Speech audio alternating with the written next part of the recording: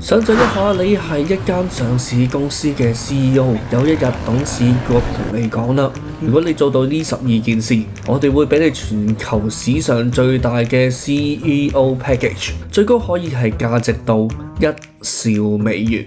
1兆唔係10億，唔係1000億，係一個國家嘅 GDP 級別。呢份套餐係俾邊個？就係 Elon Musk。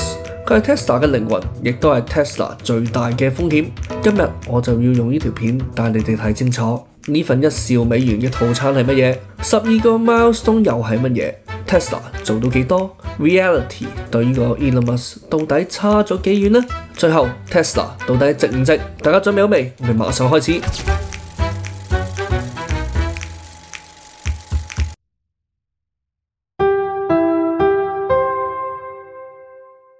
大家好，我係飛入。今日呢集我會將3大長篇嘅 Tesla 嘅深度分析咧，都濃縮為今日嘅一條片㗎。所以唔係 Tesla fans 都可以睇，因為今日講嘅唔係淨係車，而係佢嘅夢、估值同埋風險。等我就嚟同大家拆解下呢個科技世界嘅最大賭局 Tesla。首先我嚟講一講究竟呢個1兆套餐係咩嚟先。2025年11月啦 ，Tesla 嘅股東會超過70%半人贊成 Elon Musk 呢個1 trillion 嘅天價薪酬計劃。呢份薪酬唔係俾現金㗎，全部都係股票期權。只要 Tesla 未來達標啊 ，Elon Musk 就可以行使呢啲期權㗎啦。而且全部期權加埋，以當時嘅估值去計，最高可以升到接近1個 trillion。換句話講啦 ，Elon 唔係拎人工，係賭自己可以將 Tesla 變成下一代文明級嘅公司。咁問題嚟啦，要攞到呢1兆 ，Elon 要完成啲乜嘢呢？答案就係有12個文明級嘅 milestones， 佢哋包括咗 FSD 要去到 L4 到 L5 級別 ，Robot Taxi 要全球 rollout，Optimus 要大規模商業化。Energy 要成為第2大支柱 ，Tesla 會變成 Real World AI 嘅平台，車嘅年產量要去到5至10個 million， 毛利率又要改善啦。新車平台加埋呢個降低成本嘅完成，自家 AI 嘅晶片落地，估值進入 multi-trillion 嘅階段，聽落好似全部都會發生，但係你要記住 milestones 唔係方向，係交功課。而家問題係交咗幾多？又差幾多呢？邊啲係最難？邊啲係冇可能？我哋用10分係滿分，逐個打分。咁佢個12個 milestone 嘅進度又係點呢？等我嚟打下分先。佢而家嘅市值階梯10分裡面大概做到4分左右。Tesla 咧都曾經上過1兆㗎，不過咧就唔係 hold 得咁穩。依家可能咧就7000、8000億徘徊啦。EV 增長又放慢，競爭又加大，好似距離 Elon Musk 想要嘅5至8兆嘅距離咧，仲有好遠。第二方面啦，年產量20個 million 嘅目標，進度可能咧得3.5分嘅啫。Elon Musk 想要喺2030年做20個 million 嘅車，2000萬部喎。而家咧就係1.8至1.9個 million， 即係180萬至190萬左右，增長咧仲要放緩添。20個 million 啊，聽起上嚟唔係難啊，係極難。第三啦，成本革命。4680啦 ，Gigacasting 同埋 Unboxed 呢方面嘅進度咧都有6.5分嘅，呢個咧反而係 Tesla 而家目前為止最硬淨嘅優勢嚟㗎。成本、件數、產量自動化咧，全部都走緊喺前面嘅喎，但係都未到完全爆發嘅，要等下一代平台啦同埋 Unboxed 完全量產。第4啦 ，FSD 嘅 Level 4同埋5，佢嘅進度大概係4左右啦。技術上咧，其實 V14咧已經好勁㗎啦。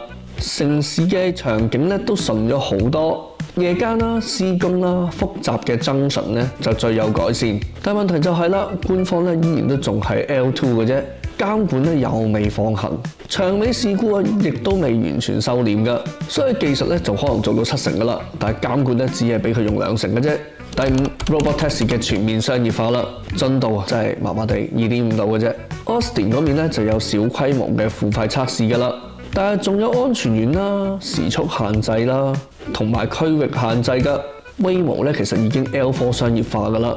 Tesla 咧連無人咧都未做到正式嘅部分，所以目前為止呢 part 可能係 Elon Musk 嘅夢裡面最難嗰 part 啦。好啦，嚟到第6啦 ，Optimus 人形機械人，哇呢個進度2分左右㗎啫。雖然已經識行到啦，搬嘢、精細動作咧，內部工廠咧都開始進行測試㗎啦，但係商業化咧就真係未開始。安全標準咧，亦都未齊全，量產都唔知搞唔搞得掂。夢啊真係大嘅，但係進度咧依然係非常之早期嘅階段。嚟到第7 Energy 係佢嘅第二大支柱，進度咧呢 part 有6㗎啦。呢 part 其實係 Tesla 最 undervalue 嘅資產。其實 Megapack 嘅部署咧都已經創咗新高㗎啦，毛利率方面亦都有所改善，收入咧亦都逐步企穩㗎啦。呢個咧完全有機會咧成為呢個 Tesla 嘅第2個現金流㗎。嚟到第8 AI5、AI6 嘅晶片，進度3.5分左右啦。Dojo Profit 咧去自家推理晶片咧方向咧都係啱嘅，但量產咧未完全落地㗎，所以呢 part 咧都仲有一輪要等。第9，全球新嘅 Gigafactory 進度大概係3左右咯。其實大嘅 Gigafactory 廠咧都幾穩定㗎啦。但係印度咧、墨西哥呢啲地方咧，其實講咗好多年，不過去到呢個 moment 咧都仲未落地。咁所以 Gigafactory 嘅全球化咧都仲係有一段距離嘅。第10就係 App 嘅生態啦，同埋 Recurrent 啦。呢個進度啊2.5分 ，FSD 嘅訂閱啊係賣緊嘅。但 App 嘅生態最多講得上係點綴嘅啫，完全未做到個平台嘅效果，所以要持續性嚟講咧，就一啲都未做到㗎啦。嚟到第11項，毛利率嘅回升，進到4左右啦。價格戰一定重傷呢個毛利㗎啦。而家咧都有叫少少回穩嘅，但係距離呢個巔峰咧都仲有好遠嘅距離。嚟到最後一項 Real World AI 嘅形態啦，呢項我會俾佢4.5分。其實技術雛形咧都已經見到㗎啦 ，FSD 啦，加 Robotaxi 啦，加 Optimus 啦，加 Energy 啦，加埋 AI 嘅晶片，其實呢啲逐步形成呢個物理世界嘅作業系統㗎啦。但係收入嘅結構咧仍然全賴呢個車廠嘅部分，都仲未完成呢個變身。可能12個 milestone 我都全部分完啦。下一步最重要嘅問題嚟啦 ，Tesla 到底值幾多呢？係車廠啊，科技公司啊，定係未來嘅文明呢？呢部分我會用3個世界線去話俾你聽。呢一 part 咧係成條片嘅精華嚟，喺 YouTube 咧都好少人講得好清楚嘅地方。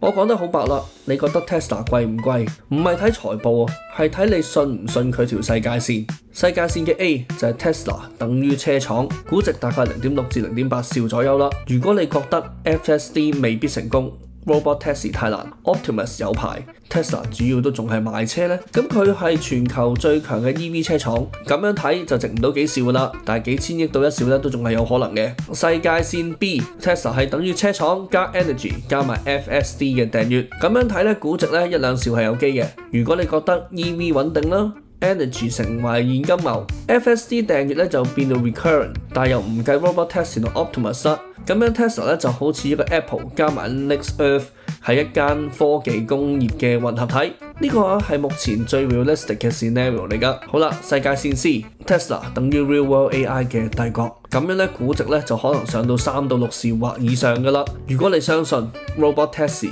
可以商業化 ，Optimus 全球普及 ，Tesla 變成呢個物理世界嘅 OS， 每部車機械人都係可以賺錢嘅資產咧。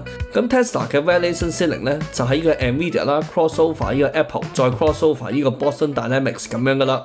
但係呢條線需要係乜嘢呢？監管得高啦，長尾事故嘅控制啦，技術又要穩定 ，roll out 仲要快，同埋 Elon 咧唔好成日跳咗掣咁樣。換句話咁講啦，世界線 C 就係 Elon Musk 嘅夢想，世界線 B 就係最有機會發生嘅，世界線 A 就當然係最保守嗰部分啦。好啦，講咗前面嘅全部，唔講風險啊，當然唔完整啦。Tesla 最大嘅5個風險係咩呢？第一個長尾事故啦 ，FSD 咧99.9% 完美，但 0.1% 咧已經可以殺死佢嘅進度。一宗極端嘅事故可以令到 FSD 退後2至3年。第二就係監管嘅地獄啦，技術做到啫，政府都要俾你行先得㗎。Robotaxi 最有可能就係被監管當局拖慢啦。第三，嚟自中國嘅競爭，比亞迪、小米、理想、華為大軍壓境啦。中國係可以阻止 Tesla 變成唯一標準嘅最大敵人。第四，去到節奏嘅錯配，技術做到啦，但係 Robotaxi、Optimus 嘅 rollout 可能遲咗5至10年，咁樣估值折現之後咧就會大幅打折扣㗎啦。第五 Elon Musk 同埋團隊嘅流失 ，Elon Musk 管太多公司啦。咁 Tesla 咧自己本身 turnover 又高，核心人才咧走得太快啦 ，execution 咧就可能會慢慢變差啦。如果要我去總結一下 Tesla 嘅狀況，我會咁樣講 ，Tesla 咧係做咗好多㗎啦，但係距離 Elon Musk 嘅1個 trillion 嘅 package 嚟講咧，頂盡咧都係做咗3至4成嘅啫。第二樣咧就係其實佢應該唔會突然間消失嘅，但係佢嘅成長部分咧好大程度咧都會取決於技術究竟可唔可以落地，唔係佢可以做到幾勁。同埋最緊要嘅係咧，你買 Tesla 嘅股票咧，好多時咧都唔係買緊佢嘅財報噶啦，係買緊究竟佢邊條世界線會變成真。你信 A 咧 ，Tesla 咧就永遠都貴噶啦。你信 B 咧，咁佢都仲叫有得傾，有得升。你信 C 嘅話 ，Tesla 而家目前嘅狀況當然都唔係今日嘅重點啦。Tesla 係一場人類科技嘅豪賭，佢有機會變成6個 trillion， 亦都有機會永遠都停留喺1至2個 trillion。無論你點睇都好，下一個10年嘅科技史裏面，都必定會有 Tesla 呢一個 chapter。